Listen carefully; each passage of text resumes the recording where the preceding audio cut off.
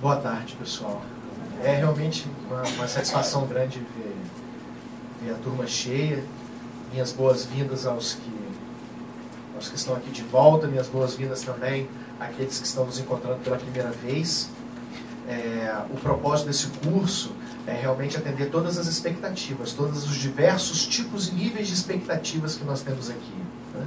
A gente desenhou tanto o programa do curso no que diz respeito ao material didático, mas também toda a proposta do conteúdo que a gente viu na semana passada e vai continuar vendo nessa semana, uma abordagem que permita àqueles que estão tendo seus primeiros contatos com os direitos do consumidor conseguirem compreender as questões mais introdutórias e básicas, mas também aqueles que já são defensores experientes dos seus próprios direitos ou dos direitos dos outros consumidores possam também se aprofundar mais nos seus conhecimentos, e aqueles também que trabalham, desenvolvem atividades no mercado de consumo para empresas fornecedoras de produtos e serviços, também possam conhecer os direitos dos seus clientes, os deveres dessas empresas, e a gente consiga então com essa formação consciente sobre direitos e deveres nas relações de consumo, garantir um desenvolvimento mais sustentável, né,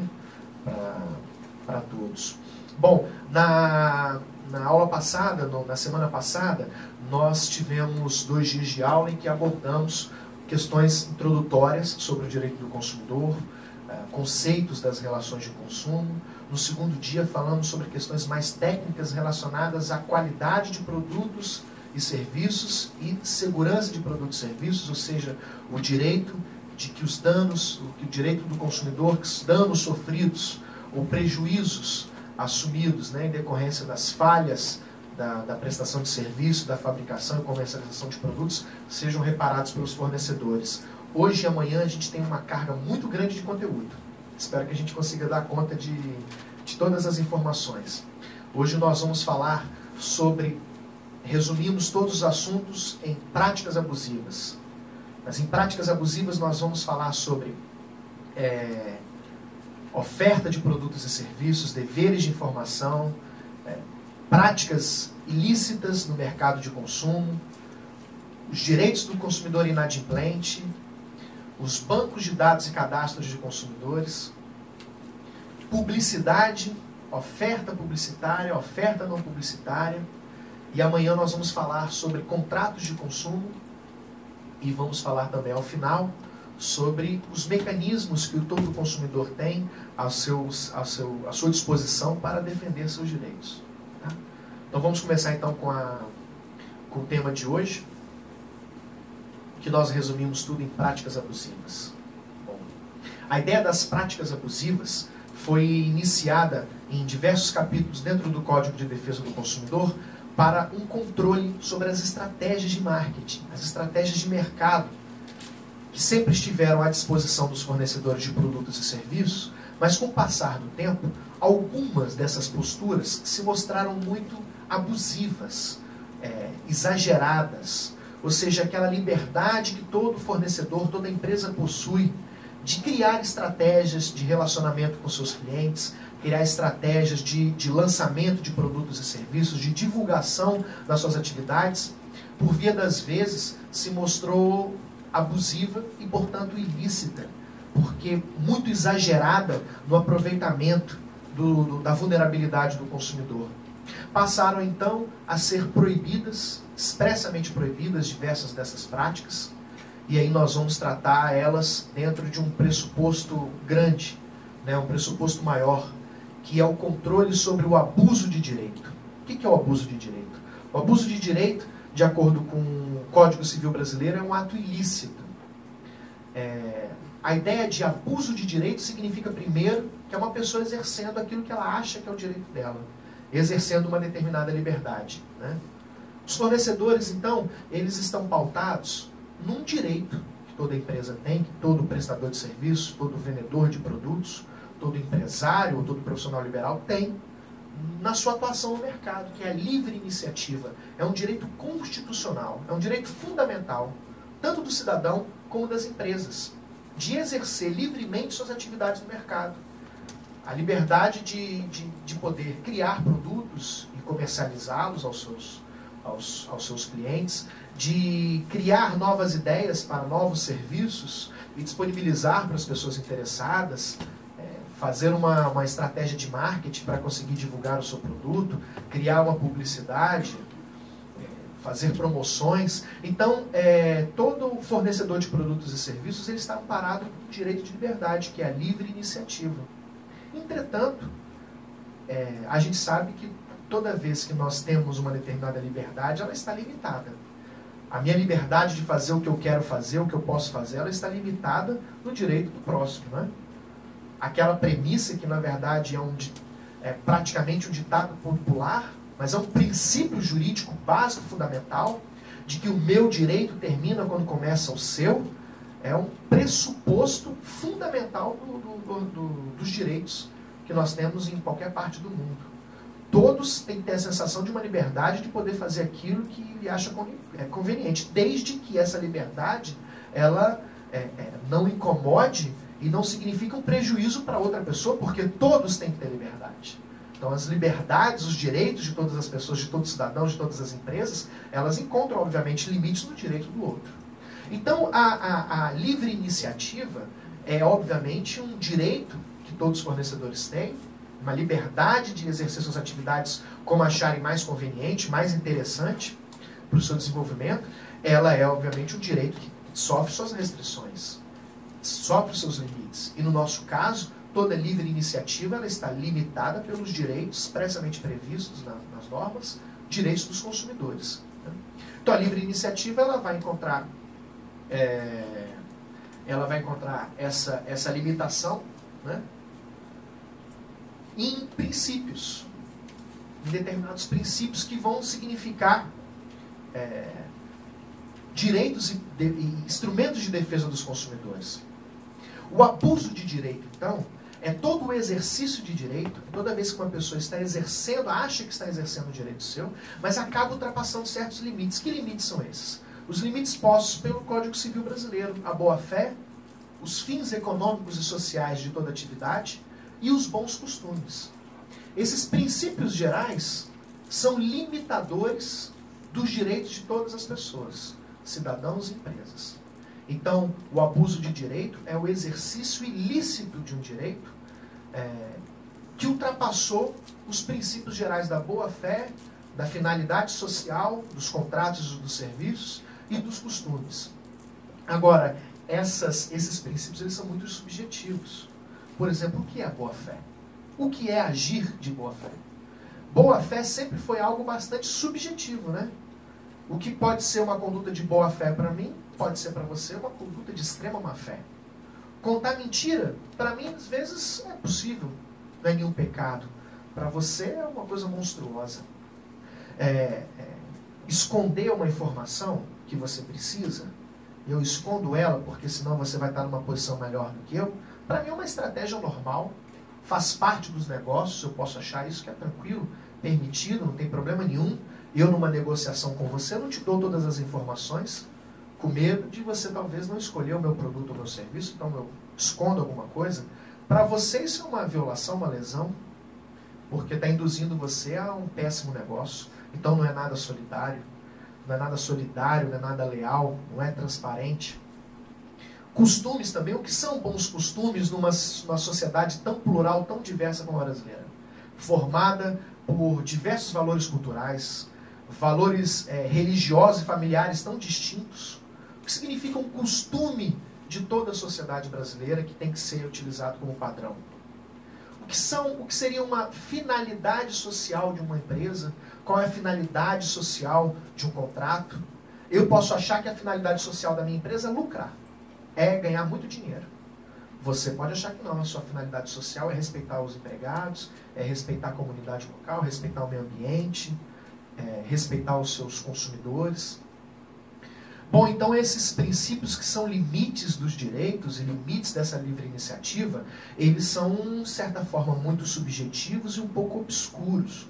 Portanto, o Código de Defesa do Consumidor, ao criar esses limites, esclarecer quais são esses limites, teve que ser mais rígido e mais claro, né, nessas regras. Então, nós vamos agora estudar e conhecer diversas dessas determinações que nada mais são do que o legislador do Código de Defesa do Consumidor tentando traduzir o que é agir de boa-fé, o que é agir seguindo os bons costumes, o que é verdadeiramente respeitar a função social da empresa e a função social do contrato.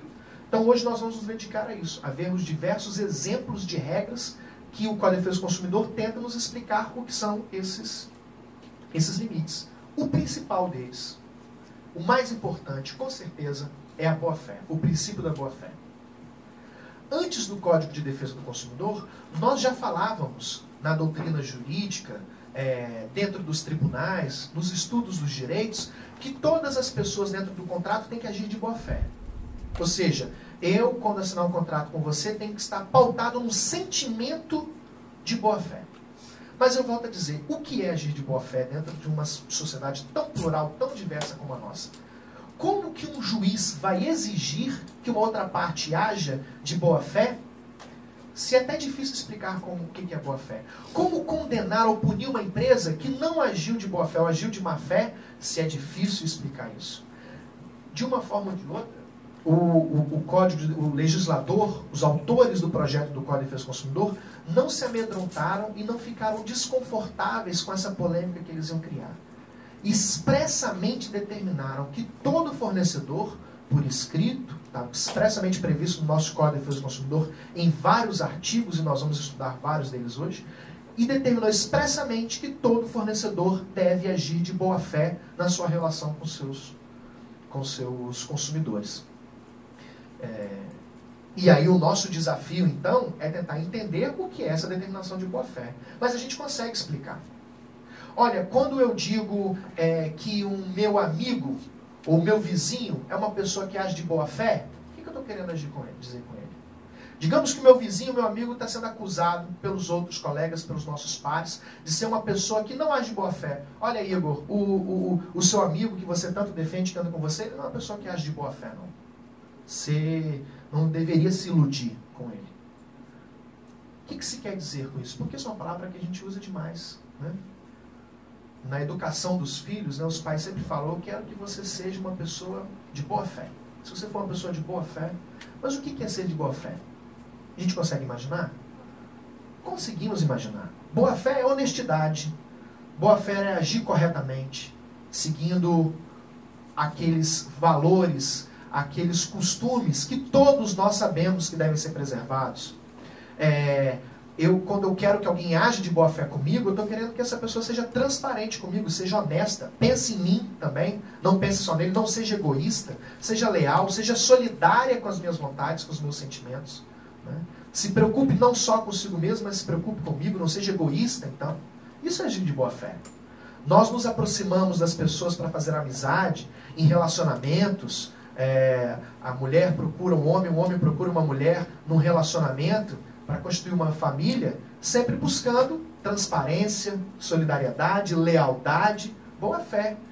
Então a gente consegue perfeitamente saber o que é boa fé. É difícil talvez explicar, mas saber a gente consegue saber. Agora o problema é que colocar isso na lei fica bastante complexo, né? Mas nós vamos ver que o Código de Defesa do Consumidor conseguiu fazer isso perfeitamente. Explicar o que é boa-fé. A gente consegue então explicar a boa-fé seguindo 3 expressões gerais. Agir de boa-fé, o fornecedor que deve agir de boa-fé, ele tem que agir então com lealdade com o seu cliente, com o seu consumidor. Com solidariedade, com transparência. São 3 expressões, subprincípios, que tentam explicar o tal princípio da boa-fé. Então, a boa-fé é um dever legal de todos os fornecedores. É óbvio que dos consumidores também, viu, gente? A boa-fé é uma via de mão dupla, né?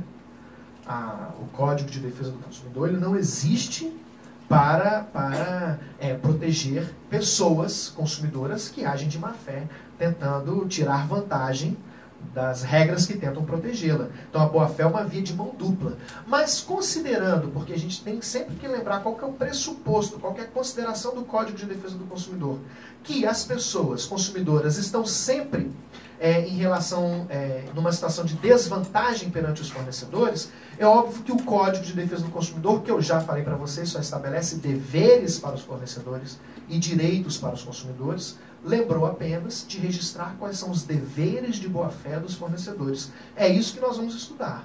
Quais são os deveres de boa-fé do fornecedor.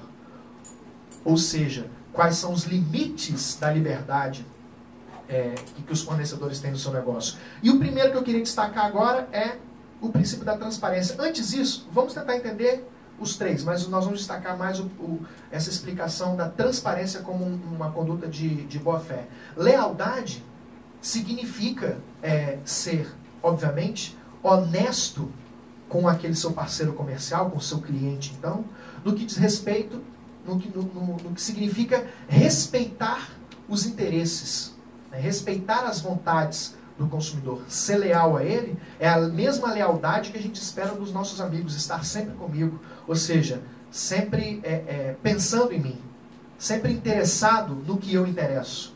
Isso é lealdade, é estar conjunto. Então, o que na verdade o Código de Defesa do Consumidor está tentando exigir é que fornecedores e consumidores não podem se posicionar numa posição, não pode se colocar numa posição constante de conflito, de briga, como se fosse uma guerra. Toda relação de consumo, toda relação de compra e venda, como se fosse uma relação entre inimigos, que tem que ficar os dois de olho muito aberto, porque um está tentando enganar o outro. Não. A boa-fé, como uma postura de lealdade, significa que as partes têm que estar sempre pensando uma no bem da outra. Então, o que eu espero de um comerciante que age de lealdade comigo quando eu vou na loja dele? Quando eu chego lá procurando um computador, e aí eu não conheço nada, porque eu sou tecnicamente vulnerável, né? Então eu não conheço nada de computadores. E eu digo para ele e falo, olha, eu só tenho uma escolha a fazer aqui nessa loja, confiar em você. Porque eu não conheço nada de eletrônica, então eu só posso confiar em você. Então eu queria te dizer que eu preciso de um computador, não precisa ser o mais possante não, nem o mais veloz. Porque eu sou advogado, eu preciso só ter uma boa conexão na internet e o processador aí, o Windows que eu sei mexer no Word, então eu quero que já venha com esse sistema e para poder gravar os arquivos e para mim está suficiente. Então eu tenho que confiar que entre os vários produtos que ele tem à disposição, ele vai me entregar aquele que realmente que eu preciso. Não o pior da loja, nem o mais caro, porque eu não preciso do mais caro. Ou seja, não vai querer tirar vantagem do meu desconhecimento, vai ser leal a mim, né? Ou seja, é esperar que o fornecedor e o consumidor sejam então parceiros. Como a gente está exigindo o comportamento do fornecedor, então é exigir que o fornecedor seja sempre um parceiro do consumidor. Volto a dizer para vocês, na semana passada eu disse, né, que a melhor estratégia de marketing do fornecedor é cumprir a lei, né? Que a quantidade de empresas que descumprem a lei é tão grande que aquele que cumpre a lei está fazendo a melhor estratégia de marketing. Essa frase que eu falei aqui parece muito mais uma frase motivacional dentro de alguém que está dando como se estivesse dando uma palestra para qualidade de atendimento. Olha, você que é comerciante, você que é prestador de serviço, você tem que ser um parceiro do seu consumidor. Não parece uma frase de um livro de manual de vendas, de manual de marketing? Pois eu estou falando de uma determinação legal. O Código de Defesa do Consumidor está determinando que você age de boa fé com o seu consumidor, ou seja, você seja leal. Em outras palavras, você seja parceiro. Não é manual de marketing, é dever legal. Você não tem como fornecedor a opção de não fazer isso. Solidariedade, quando eu sou solidário a uma pessoa, dentro de uma metáfora, sou solidário ao sofrimento dela, sou solidário à dor dela, sou solidário aos sentimentos, às insatisfações. Então, ser solidário é se preocupar com a parte contrária, né? Ser solidário é agir de forma a atender os verdadeiros interesses. Eu me preocupo com você, eu compartilho das suas insatisfações, eu compartilho dos seus sentimentos, então eu estou do seu lado pensando em você. Portanto, esse notebook aqui não é o melhor negócio. Você vai pagar muito caro e à toa, porque esse aqui que é mais barato, ele vai atender suas necessidades. Esse outro, se você comprasse mais caro, era até melhor para mim, porque eu teria mais lucro. Mas eu sou solidário a você, né? Eu quero atender os seus interesses. Então é esse aqui o que você precisa. Ao elaborar uma publicidade solidária, uma publicidade de boa fé, é aquela que não esconde expressões ou esconde condições da publicidade. Quando você vê, o consumidor fica maravilhado, mas quando chega lá no shopping, na loja ou na empresa, vê que não é nada daquilo que foi enganado. Obviamente, é uma publicidade que engana, portanto, ela fere o princípio da boa-fé. E transparente é um preceito básico. Olha, se o consumidor ele é tecnicamente vulnerável, ele é economicamente vulnerável. Significa dizer que ele tem pouco conhecimento sobre os produtos e serviços que estão à sua disposição. E uma outra coisa que nós vamos ver mais forte ainda, a ideia da vulnerabilidade econômica. Os contratos, na maioria das vezes, são sempre de adesão. Eu não tenho nenhuma outra escolha a não ser assinar ou não assinar o contrato. Porque discutir as cláusulas contratuais eu não vou ter oportunidade. Mudar os termos do contrato eu não vou ter oportunidade. Então, a única coisa que eu pelo menos espero é que o fornecedor seja transparente comigo. Já que eu não posso discutir, já que eu não vou ter tempo nem oportunidade de discutir para tentar te convencer a mudar o contrato, que pelo menos você deixe eu ler o contrato. Pelo menos você me explique o que está aí dentro, para eu poder tomar a única decisão que eu posso, assinar ou não assinar o contrato. Se você está vendo que eu não conheço as técnicas, né, de fabricação desse produto ou desse serviço, se quando eu ligo para você para contratar um serviço de internet, e não sei qual a diferença de 10 mega para 20 mega, eu não sei qual que é melhor para mim, tanto faz, né? Eu espero que pelo menos você seja transparente e me explique direitinho qual que é a verdadeira diferença entre 10 mega de velocidade e 20 mega de velocidade para eu tomar a decisão mais correta. Não levar uma coisa que é ruim para mim, nem também uma outra que é muito mais cara, além do que eu preciso. Nós vamos então agora discutir os deveres legais do fornecedor relacionados ao princípio da transparência. Então, o princípio da boa-fé, significando um princípio da transparência, então um dever legal dos fornecedores de serem transparentes, obviamente significou um dever de dar informações. Antes do Código de Defesa do Consumidor, o cidadão que ia a um comércio, que ia contratar um serviço, ele não tinha o direito de exigir informações prévias sobre o negócio para tomar sua decisão. Era ônus de cada uma das partes se informar sobre. Eu não poderia, antes do Código de Defesa do Consumidor, exigir que o fornecedor me desse todas as informações, respondesse todas as minhas perguntas antes de assinar o contrato. Porque antes do CDC, a relação jurídica começava com o contrato. As partes só tinham obrigações uma com as outras, uma parte só podia exigir qualquer coisa da outra depois que assinasse o contrato. Antes, não existia relação. E aí vem uma grande inovação do Código de Defesa do Consumidor. Ele determina deveres pré-contratuais ao fornecedor. Determina que o fornecedor tenha posturas em relação aos seus possíveis consumidores, aos seus clientes interessados que talvez nem vão comprar o produto, nem vão contratar seu serviço, ainda assim o fornecedor tem deveres perante essa parte. Ele tem que obrigatoriamente dar todas as informações, disponibilizar todos os dados sobre seus produtos, sobre seus serviços, questões técnicas, questões objetivas, questões complexas sobre como funciona, para que serve, como é que eu utilizo, quais são os riscos que esse negócio representa, qual o preço, qual a forma de pagamento.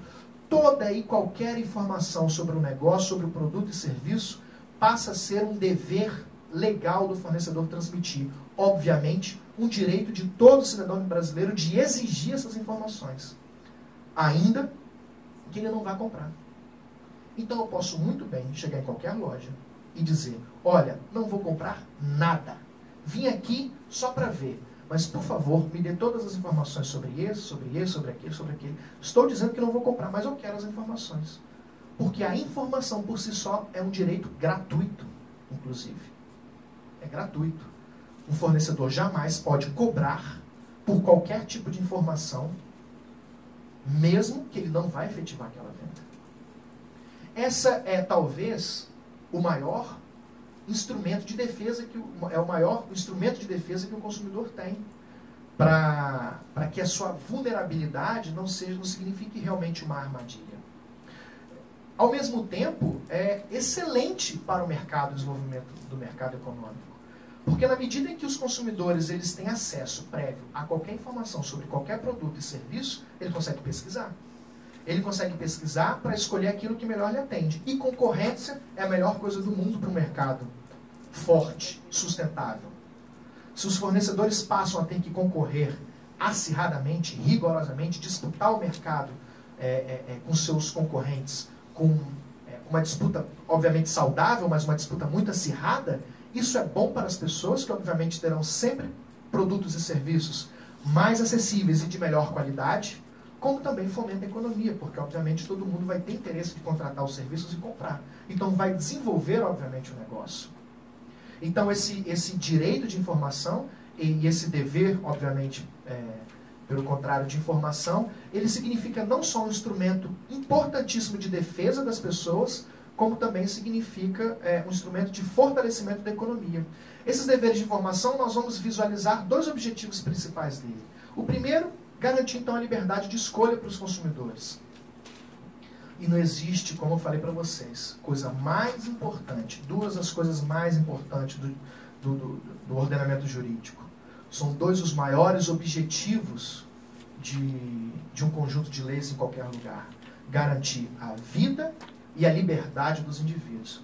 No mercado de consumo, talvez os dois maiores direitos que nós temos se garantem por meio dos deveres prévios de informação. A liberdade de escolha e a proteção contra os riscos que cada produto e serviço representa.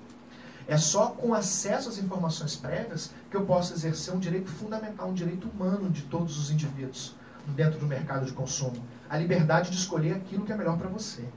Você consegue contratar o melhor serviço educacional, você consegue contratar o melhor serviço de telefonia, se você realmente conseguir comparar todos que estão à sua disposição. Você só compara, você só pesquisa se você tiver informações. Então a sua escolha entre querer ou não querer aquele produto ou serviço, ou entre os vários produtos, qual que você vai escolher, é um direito de liberdade que só se efetiva se todos os fornecedores agirem de boa fé e transmitirem todas as informações que você precisa previamente. Além disso, as informações prévias sobre os produtos e serviços garante a proteção da vida e da saúde das pessoas. Uma pessoa que possui a portadora da doença celíaca, se ela consome um produto que contém glúten e aí na embalagem não informa nada sobre isso, está correndo sério risco de morrer. Está correndo sério risco de sofrer danos à sua saúde, às vezes irreparáveis. Uma criança portadora de doença celíaca, que talvez um alimento que ela consuma, uma pequena quantidade de glúten que ela consuma, vai causar dela talvez uma diarreia tão profunda que pode levá-la a óbito. Né?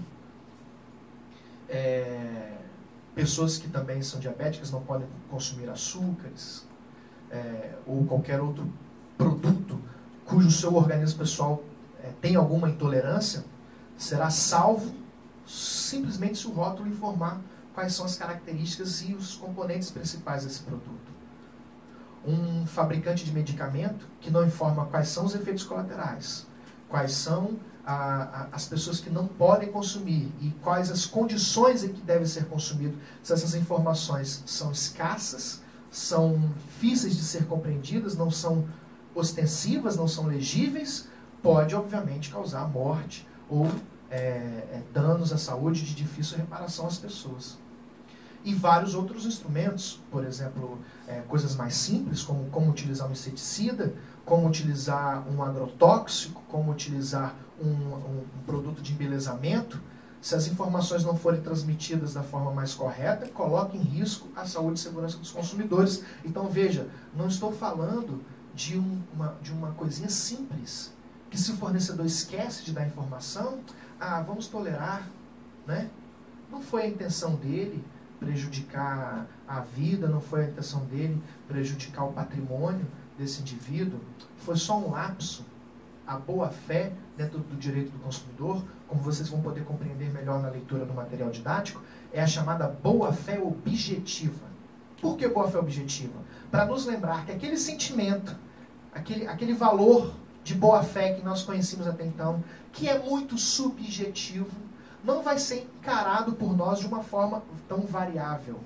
Ou seja, perdoa, ele é uma pessoa de boa fé, não foi a intenção. A boa fé objetiva é um lembrete de que você, como fornecedor no mercado de consumo, não tem a opção de não ser leal, solidário, transparente, confiável. Perfeito? Os europeus, quando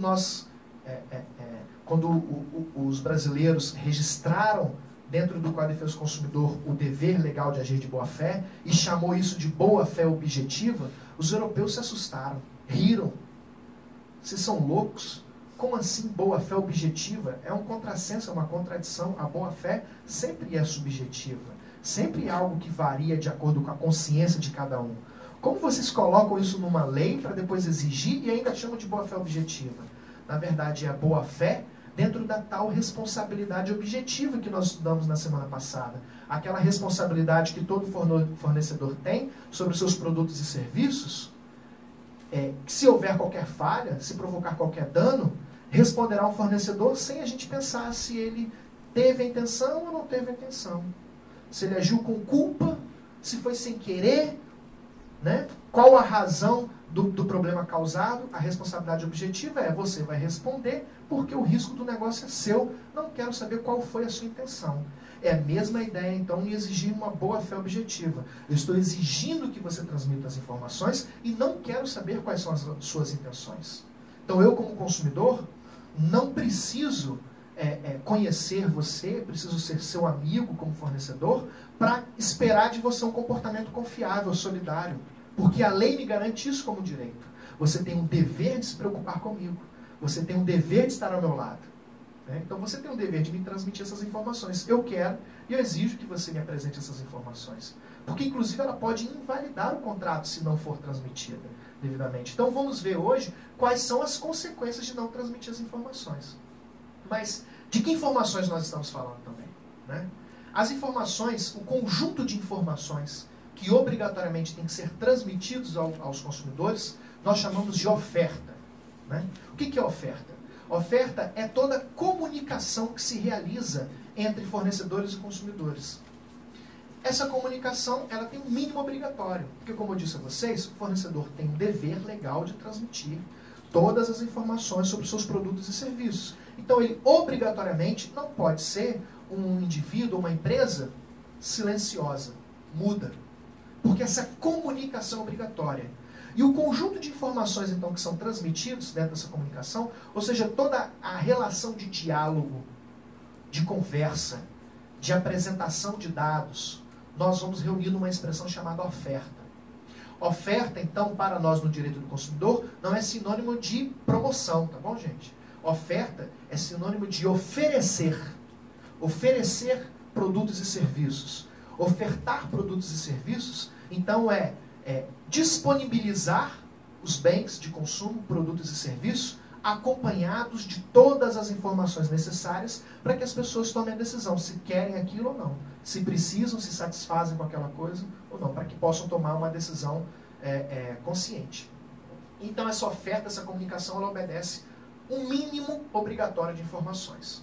Porque como é esse princípio de boa-fé? Ele é objetivo, ou seja, ele é um dever que tem que ser exigido, não poderia ser deixado, a lei não poderia então deixar o fornecedor que ele escolhesse. Quais são as informações que você, fornecedor, acha que tem que transmitir para o consumidor? Quais são as informações que você, fornecedor de produtos e serviços, imagina que o consumidor precisa para tomar essa decisão? Eu quero dizer que como esse dever, essa boa-fé, ela não é subjetiva, eu não posso deixar na mente das pessoas que cada um interprete o que é ser solidário, transparente, leal. O CDC ele teve que ir esmiuçando, detalhando o que é essa boa-fé, o que é ser transparente, ou seja, quais são as informações mínimas e básicas que tem que acompanhar a oferta de produtos e serviços. E aí nós vimos então que todo produto, ele obviamente tem que vir acompanhado de rótulo. Todo contrato oferecido tem que vir acompanhado de um manual, ou de um termo escrito, ou qualquer coisa que o consumidor possa ter acesso a essas informações. Os contratos nas relações de consumo são contratos muito rápidos, muito momentâneos, instantâneos. Quando eu vou a um supermercado, eu estou ali celebrando um contrato. O fornecedor está me oferecendo um produto, e eu, quando eu pego na prateleira e encaminho até o caixa, eu estou dizendo que aceito o produto, senão eu estou aceitando o contrato. Então, os contratos, eles não necessariamente nas relações de consumo, nós vamos ter sempre um documento, um papel, com todas as cláusulas que nós vamos assinar.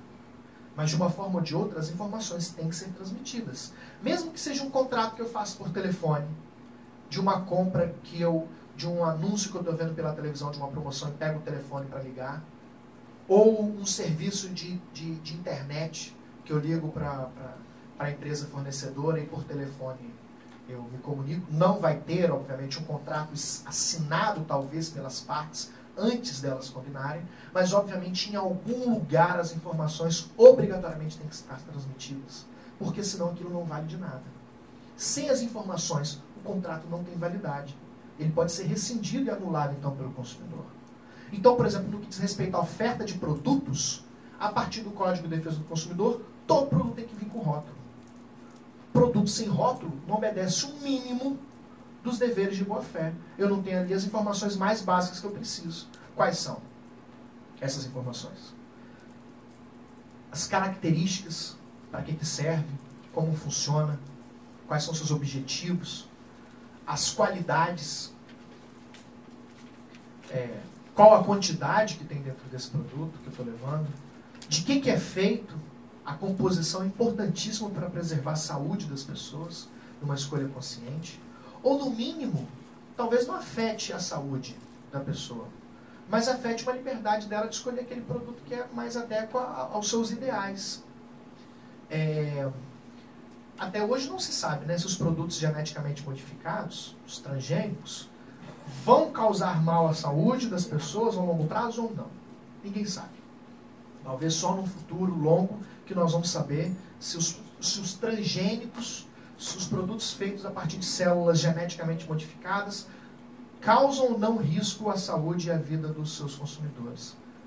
Mas eu, por exemplo, sou um consumidor que sou muito ligado nas questões ambientais. Então eu tento escolher os produtos de acordo com os seus impactos mínimos ao meio ambiente na sua produção. Eu acompanho várias ONGs de preservação ao meio ambiente, várias entidades, e eu acredito que talvez a produção de transgênicos afete o pequeno agricultor, afete a manutenção da biodiversidade, e eu não quero consumir produtos porque eu não quero fortalecer a venda de produtos transgênicos. Eu prefiro produtos orgânicos. São dois produtos completamente ilícitos, não são proibidos os produtos transgênicos, muito menos os orgânicos. É só uma liberdade de escolha, consciente. Eu só conseguirei fazer isso se a composição escrita na embalagem for apresentada e ela for clara, eu puder compreender, né? Preço, então, é uma informação básica dentro do mercado brasileiro, em que nós não temos esse poder de consumo tão grande como a publicidade pensa que a gente tem. Então, o custo-benefício para qualquer pessoa está diretamente associado ao valor que ela vai pagar por aquilo. Então, preço é uma informação extremamente relevante.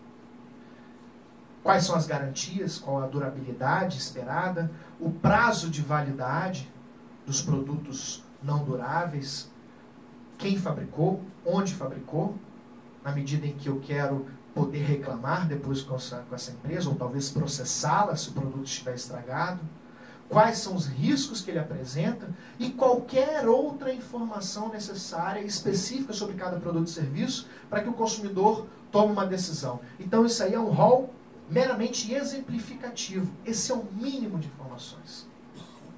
Sendo assim, no que diz respeito a preço, por exemplo, é obviamente uma violação grave aos direitos do consumidor colocar produtos na prateleira ou colocar produtos disponíveis dentro de uma loja sem etiquetas de preço. A gente poderia pensar que isso seja um direito simples e bobo, que não precisa ter esse trabalho todo de ficar fiscalizando as empresas se elas estão com etiquetas ou não de preço, né? Se os preços estão informados, mesmo porque tem uma vendedora. Se eu tiver dúvida, eu vou lá na vendedora e pergunto para ela. Por que razão será? Duas perguntas que eu queria fazer para vocês. Pensem, por que razão será que, de um lado, o Código de Defesa do Consumidor é rigoroso em determinar que todos os produtos tenham informações claras e precisas sobre o seu preço? Isso é um direito importantíssimo. Por outro lado, por que será que as empresas insistem em tentar esconder o preço? Qual que é a vantagem econômica de não informar o preço? Se as pessoas compram as coisas normalmente, né, pesquisando entre os preços, qual que é mais barato, qual que é mais caro, por que não informar o preço, então? Imagine uma seguinte situação: eu quero comprar água mineral e quero comprar galões de 5 litros de água mineral para minha casa. E Bom, eu acho que eu faço parte de um padrão normal de consumidores, e água mineral, para mim, é tudo o mesmo gosto. Entre as várias disponíveis, as marcas que eu conheço, que eu confio, a mais barata vai me atender com certeza, porque o gosto não vai variar muito entre uma e outra. Então, quando eu vou no supermercado comprar água mineral, eu procuro a mais barata, qualquer que seja a marca disponível ali. E aí, dentro desse supermercado que eu frequento, tem um quiosque, uma gôndola, cheia de garrafas de água mineral de 5 litros. Nenhuma delas está com preço. E várias marcas diferentes. Lá do outro lado do corredor, tem aquela maquinazinha eletrônica de leitor de código de barras, que serve para me ajudar a informar. Ela não é a única forma, nem deve ser a única disponibilizada. Porque se eu tiver que ficar levando todo o meu carrinho, né, para passar naquele leitor, eu obviamente vou deixar de fazer isso e vou pagar o preço que eu nem quero saber. No final eu passo cartão de crédito. Mas eu sou extremamente consciente, tenho um controle rigoroso do meu orçamento familiar. Eu quero comprar a marca de água mineral disponível ali, preciso comprar algumas que era mais barata. Bom, se não tem etiqueta de preço, eu consigo carregar apenas uma em cada mão. E aí, digamos que tem 6 marcas diferentes. Para eu achar qual que é mais barata, eu vou ter que fazer 3 viagens, né? Daqui até lá. Aqui estão as águas, ali está o leitor. Então, vou ter que fazer uma em cada mão, aí vejo, essa aqui está R$2, essa aqui está R$1, nossa, bem mais barata. Então, tem que decorar essa aqui, esse preço. Aí eu pego a outra, exatamente, tem que decorar. Essa aqui está 80 centavos. Essa aqui está R$1,50. Uxa, peraí, a outra era 1 ou R$1,50? Já me esqueci. No final das contas, é melhor. Pega a primeira que está aqui. Normalmente a que vai estar na altura dos meus olhos é normalmente a mais cara, as mais baratas estão escondidas lá embaixo, ou lá no alto. Então eu pego a primeira, que obviamente é mais cara, boto no carrinho, depois vai passar aquele tanto de produto que eu comprei, eu nem vou saber qual é o preço da água, e obviamente levei aquela que menos me interessava. Empresas que vendem joias, são as empresas que mais são multadas pela ausência de etiquetas de preço. Né, pelos órgãos de defesa do consumidor, quando fazem blitz em shoppings, em centros comerciais. Porque ou não tem preço, ou está ilegível a informação do preço. Tão pequenininha que você não consegue saber se aquilo ali é os números do código de barra, ou é o preço, porque também são gigantes os preços, né? E aí, hoje até que nem tanto, mas antigamente, a maior defesa delas, quando eram multadas pelos órgãos de defesa do consumidor, era dizer que o meu público, os meus clientes, eles não se importam com o preço. Porque eu sou um mercado de alto padrão. Então, o meu cliente, quando chega aqui, ele não está preocupado com o preço, não tem que ficar informando o preço. Né? Na verdade, a ausência de informação ela é muito interessante financeiramente para o fornecedor. É muito lucrativo não dar as informações. Porque na medida em que você vai comprar então uma aliança de noivado, ou uma joia para uma pessoa querida, obviamente você já sabe que você está preparado, que você vai gastar bastante dinheiro. Né? Então você entra dentro da loja, vai procurar o mais bonito, e toda técnica de venda, toda estratégia de venda, ela necessariamente passa por induzir o consumidor a levar uma coisa, desejar, persuadir ou seduzir o consumidor a querer ou gostar aquela coisa que está sendo oferecida. Toda estratégia de venda, toda faculdade de marketing e publicidade, fora da disciplina chamada ética, da publicidade, ética da comunicação, os alunos, os profissionais são sempre preparados a estratégias que vão, de uma certa forma, manipular a vontade e os desejos dos consumidores. Isso é uma premissa básica, não é uma acusação, nem uma crítica que estou fazendo, faz parte da ciência da comunicação mercadológica. Né? Se estuda neurociência, biologia do consumo, antropologia, psicologia dos consumidores, para saber qual a melhor forma de manipular as pessoas e criar seus desejos. Então, todo vendedor de sucesso é aquele vendedor que realmente consegue convencer o consumidor a levar aquilo que talvez não era aquilo que ele estava pensando, programando levar. Ou seja, aquilo que dá um produto mais caro, uma margem de lucro maior. Quando você entra dentro de uma loja, então, se você não tem informação do preço, você está totalmente vulnerável à estratégia de marketing de venda daquele vendedor. Ao final, quando você está convencido que aquela pessoa querida merece aquela joia, você gosta muito daquela pessoa, você ama muito ela, então você quer levar a mais bonita, ao final, a que você escolheu é, obviamente, 3 vezes mais cara do que as outras opções. Né? E aí, pronto, a informação do preço foi a última que veio quando você já está convencido. E vai ser uma pena muito grande se você não levar aquele, porque eternamente você vai pensar, puxa, eu gosto tanto daquela pessoa, podia ter escolhido uma coisa melhor, podia ter me esforçado, parcelado, etc. Né? Então, o preço fica por último para a hora que a sua decisão sobre as qualidades do produto e serviço já estão tomadas. Preço é informação tão rigorosa que nós temos uma lei federal e um decreto federal dizendo como tem que ser transmitido cada informação de preço sobre cada produto. Eu destaquei para vocês aí no material didático um decreto-lei com as duas premissas mais importantes. Nenhum produto pode estar desacompanhado de preço. O preço pode até ser de acordo com a lei, tem as suas especificações, ele pode até estar etiquetado no produto, pode estar na gôndola, pode estar talvez num papelzinho, na vitrine, mas ele tem que ser transmitido de forma que o consumidor imediatamente associe esse produto nesse preço. Qualquer obstáculo para o consumidor entender qual é esse preço, se você um dia, numa determinada loja, se sentir obrigado a perguntar ao vendedor qual o preço dessa coisa, com certeza, se o fiscal do PROCON estivesse ali, teria que multar essa empresa. Porque se você precisa perguntar, não foi cumprido o direito básico de acesso à informação do preço. Perceberam? Então isso é algo que é levado a muito rigor. E não basta informar o preço, que eu poderia colocar na etiqueta pequenininha, não é?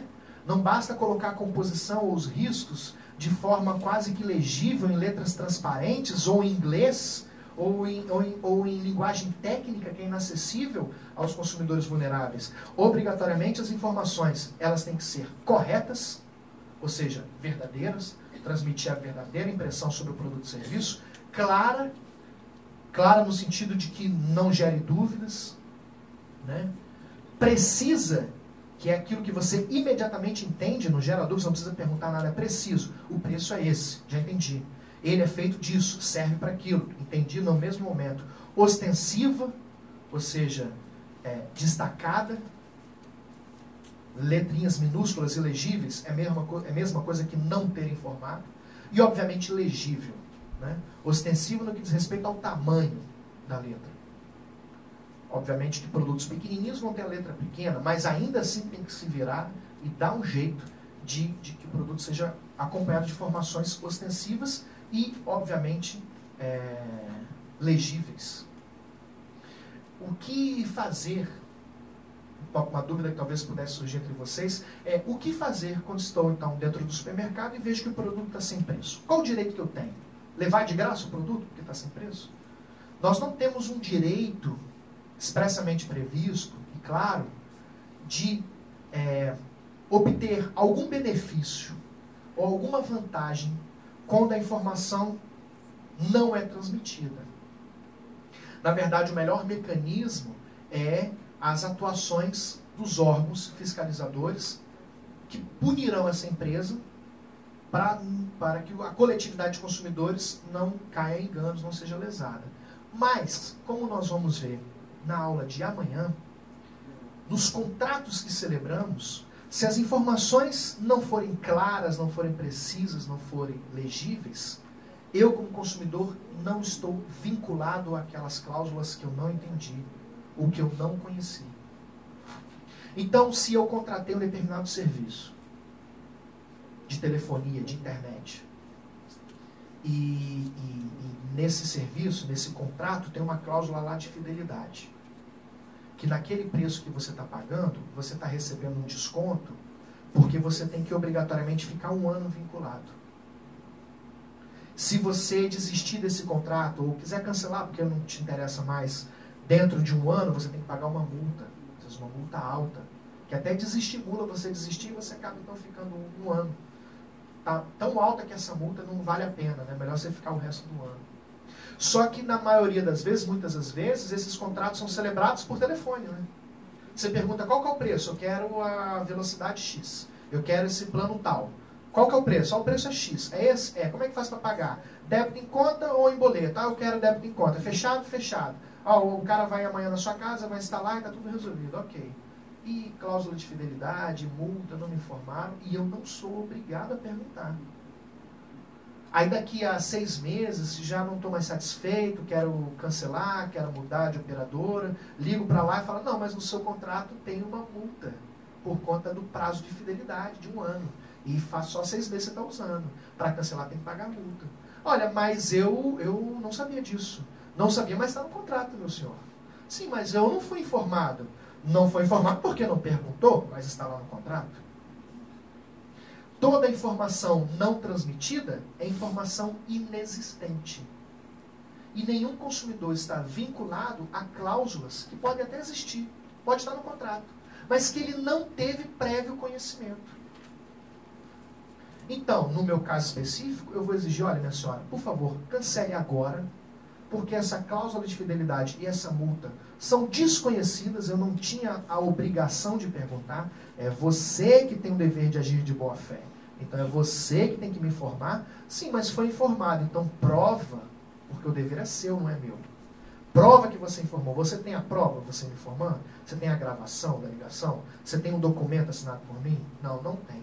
Então você não prova que agiu de forma transparente. Você não prova que agiu de boa fé.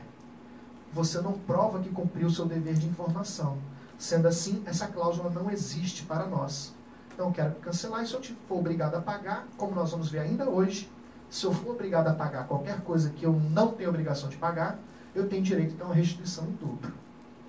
Então, para se defender, é verdade, a gente tem que conhecer uma série de coisas previstas no Código de Defesa do Consumidor, não é?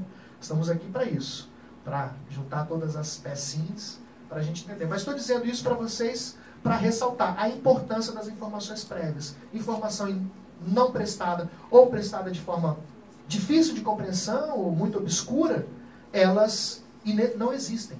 Inexistindo, você não é obrigado a cumpri-la. E uma outra coisa importante também é que tudo que é ofertado, ou seja, tudo que é comunicado ao consumidor, mesmo que não esteja escrito em nenhum lugar, mas seja claro que aquilo foi transmitido, seja possível provar que eu recebi aquela informação, nós temos um princípio que é o princípio da vinculação da oferta. O que significa esse princípio da vinculação? Toda informação transmitida para o consumidor, nós temos aquelas que são obrigatórias, mas outras informações, como promoções que foram realizadas, descontos que foram prometidos, garantias que foram apresentadas, ou qualidades que foram informadas ao consumidor, do tipo, esse iogurte, se você consumir, seu intestino vai funcionar. Eu garanto, se não funcionar, eu devolvo o seu dinheiro. Ele era obrigado a me transmitir essa informação? Não, porque o iogurte tem que ser, no mínimo, gostoso, né? Eu não espero que ele regule meu intestino. Mas se você está dizendo, tudo que você diz, você não pode voltar atrás. Então o fornecedor jamais pode estar proibido de ter comportamentos contraditórios. Então toda oferta vincula o fornecedor que dela se utilizar. E integra o contrato que vier a ser celebrado. É a previsão expressa, acabei de dar para vocês o artigo 31 do artigo 30, desculpa, que eu até destaquei aí no material didático para vocês. Né? Toda a informação ou publicidade suficientemente precisa, veiculada por qualquer meio de comunicação, um contrato, uma publicidade na televisão, um cartaz na loja, uma anotaçãozinha que eu fiz no papelzinho, o que eu falei como vendedor de boca, e você talvez consiga provar por uma testemunha ou por qualquer razão, que aquilo foi prometido. Toda a comunicação, toda a informação transmitida vincula o fornecedor que dela se utilizar e se aproveitar. Obriga que ele cumpra. Integra o contrato que vier a ser celebrado. Ou seja, toda comunicação, promessa, informação tem força de cláusula contratual por parte do fornecedor. Olha como o código ele realmente existe para proteger só uma das partes, o consumidor. Olha o que eu falei. Por um lado, o consumidor não está obrigado a respeitar nada que ele não tomou conhecimento. Por outro, o fornecedor está obrigado a cumprir tudo o que prometeu, ou tudo o que informou. Um descumprimento da oferta pode ser considerado também como uma publicidade enganosa. E por que, gente, a importância de fazer com que os fornecedores cumpram o prometido. Porque é nessa fase inicial, nessa fase prévia, quando você recebeu as informações, que você tomou sua decisão de comprar, de desejar. E aí a lei está nesse momento protegendo a chamada autonomia da vontade. Todo contrato celebrado no Brasil, seja por consumidores ou não, tem que ter preservado na sua celebração a chamada autonomia da vontade. Ou seja, todas as pessoas que decidem comprar uma coisa, contratar um serviço, devem fazer num espírito livre e consciente de que é realmente aquilo que elas estão querendo. Ou seja, não podem ser forçadas, obrigadas, coagidas a assinar contratos que não eram da sua vontade, e ao mesmo tempo tem que estar imbuídas no espírito verdadeiro. É realmente isso que eu quero. Ou seja, não podem ser induzidas a erro, não podem ser enganadas. Portanto, tudo que você falou como fornecedor, você vai ter que cumprir, já que o consumidor tomou aquela decisão pautado, inspirado nessa promessa. Quais são as consequências para o descumprimento da oferta? Estão no artigo 35 do Código de Defesa do Consumidor. Posso exigir um cumprimento forçado da oferta ou da publicidade do prometido.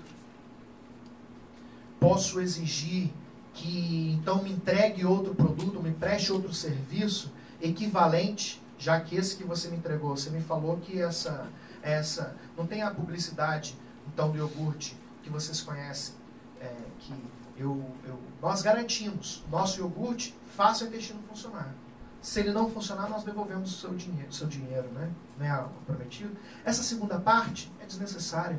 A lei já determinou. Se não funcionar, vai ter que devolver o dinheiro mesmo. Porque tudo que você promete, você tem que cumprir.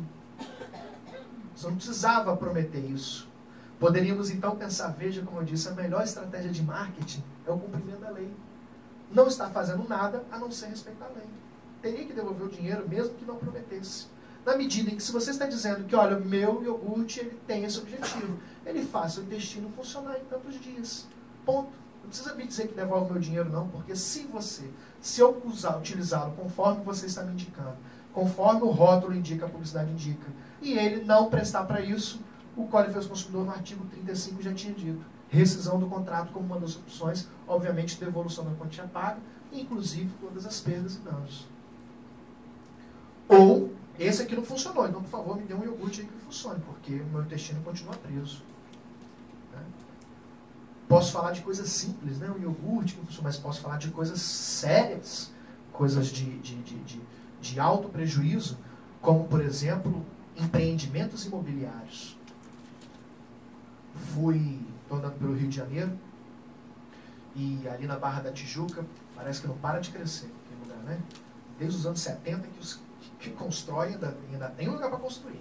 Então, estou andando ali na Barra da Tijuca e tem um novo lançamento, um super empreendimento comercial, não sei quantas salas comerciais, e aí eu fui, puxa vida, eu estou querendo expandir a minha advocacia para o Rio de Janeiro, estou precisando de uma sala comercial, vou comprar essa, e aí estou passando, vi pela televisão lá no hotel, e passei ontem por lá, e cheguei, está escrito na publicidade, nosso empreendimento está sendo construído, vai ser maravilhoso, vai ter tudo isso mesmo, e vai ser entregue, vai estar concluído, consumidores interessados, em julho de 2014. Em julho de 2014, nós entregaremos ao prazo de conclusão e o prazo de entrega das unidades, né, daqui do prédio residencial, dos apartamentos ou das salas comerciais. Então, oferta, informação transmitida, que vincula o fornecedor que dela se utilizar e integra o contrato a ser celebrado. Eu quero dizer para vocês que a informação transmitida previamente pela publicidade ou pela comunicação, ela vale mais do que a do contrato. Ela faz parte, primeiro, ela tem força de cláusula contratual. Mesmo que o artigo 30 do CDC está dizendo é que, mesmo que essa promessa não esteja depois escrita no contrato que eu for assinar, ela tem validade, como se ali tivesse. E pior, se tiver uma diferente do contrato, qual que vale? A da publicidade ou do contrato que eu assinei? A da publicidade. Porque ela é mais importante, porque foi por causa dela que eu tomei a minha decisão. Porque é ela que fez eu exercer a autonomia da vontade. Então ela tem mais validade do que tiver no contrato. E aí eu decidi, então. Vai entregar em julho de 2014? Perfeito. Era quando eu queria. Digamos que seja um casal. Eu e minha noiva, aí nós vamos casar. Estamos programando que queremos morar então na Barra da Tijuca. Né? E aí nós vamos casar mais ou menos em início de julho, é nosso casamento. A família dela é extremamente conservadora, não deixa a gente morar junto antes do casamento. Então eu já tenho que estar com o apartamento prontinho. Eu não quero morar na casa da minha sogra, nem ela quer morar na casa dos meus pais.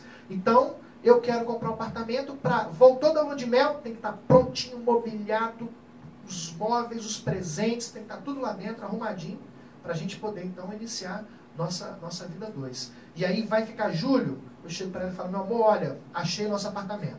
Vai ficar pronto em julho de 2014. Então vamos programar o nosso casamento, vamos fazer os convites, vamos programar o seu vestido, tudo direitinho, vamos achar um cerimonial que seja disponível, assim uma semana, 2, 3 semanas antes daquele período de julho de 2014. Vamos até botar uma margenzinha. Vamos casar lá para agosto, então, porque aí dá tempo de ficar pronto, mobiliar, sair a escritura, assinar tudo, tomar posse. Aí em agosto, então, a gente casa, faz nossa lua de mel, finalzinho de agosto, tá tudo certinho, a gente vai lá. Perfeito? Tá na publicidade. É esse mesmo? É esse. Aí então assinamos a promessa de compra e venda, né? Que é aquele contrato inicial. E aí, tá se encontrando no caso? Tá se identificando? Aí fazemos a promessa de compra e venda, tudo direitinho, começa a pagar, né? Então na expectativa, vem maio, tá ficando pronto, hein? Vem junho, vem julho, não ficou pronto. Fala, ai meu Deus, casamento agora. Vem agosto, eu falo para a construtora, para o corretor do imóvel, e aí já tá, não, tá um pouquinho atrasado. Ai meu Deus do céu, vem meu casamento, vem a lua de mel, vem agosto, vem setembro, vem outubro, obviamente agora estamos morando ou de aluguel, gastando aluguel num outro apartamento, ou estamos no constrangimento de morar na casa dos sogros, e continuo pagando, e eu vou reclamar com a construtora, e a construtora fala, não, mas olha só, realmente o nosso prazo de entrega era julho de 2014, mas você leu o contrato? Li o contrato. Pois é, tem uma cláusulazinha lá, escrito, que se tiver chuvas fortes, se tiver escassez de mão de obra, se tiver greve, se tiver escassez de material, de matéria-prima, porque a Barra da Tijuca explodiu, o Rio de Janeiro está construindo demais, faltou, não tem pedreiro, não tem mestre de obra, não tem cimento suficiente, a gente teve que atrasar. Teve também essas tempestades, aí teve mais atraso, teve uma greve ainda por cima, então atrasou e nosso contrato está dizendo que a gente pode atrasar por 6 meses. Falo, puxa vida, mas eu casei, eu fiz lua de mel, agora estou pagando aluguel. Sim, mas está no contrato que a gente tem um prazo de entrega, mas poderá haver atraso. E aí? Eu reclamo, obviamente, a construtora fala, ah, doutor, escreveu, não leu, né? Pau comeu. Quem mandou? Só advogado, só tinha que ler o contrato. A oferta contratual, que é a informação transmitida previamente sobre o contrato, vincula o fornecedor que dela se utilizar. Eu tomei a decisão por conta disso. Eu e todo mundo que comprou aquele apartamento. Nós todos tomamos a decisão por conta disso. Você pode até colocar uma cláusula que seja contraditória, mas a oferta é que fez eu exercer a autonomia da vontade de tomar a minha decisão. Então ela tem mais valor. Obviamente essa cláusula ela é abusiva, porque ela limita os meus direitos garantidos pela oferta, pela publicidade. Então todo prejuízo que eu tive, por mais que eu tenha assinado esse contrato, eu terei que ser ressarcido. Seja porque eu quero cumprimento forçado, às vezes eu não vai conseguir entregar, por quê? Porque fez tão correndo, fez na bagunça que não tem o ABITS, não tem a autorização do Corpo de Bombeiro, a prefeitura ainda não autorizou, ou o cartório exigiu certidões negativas para poder registrar o imóvel completo, né? E aí não tem, tá cheio de processo trabalhista, tá? Construiu em área de reserva ambiental lá na Barra da Tijuca, em cima do mangue, não vai ter, e aí obviamente não vai passar 6 meses, eu não vou ter nunca esse apartamento. Então eu quero, não vai me entregar?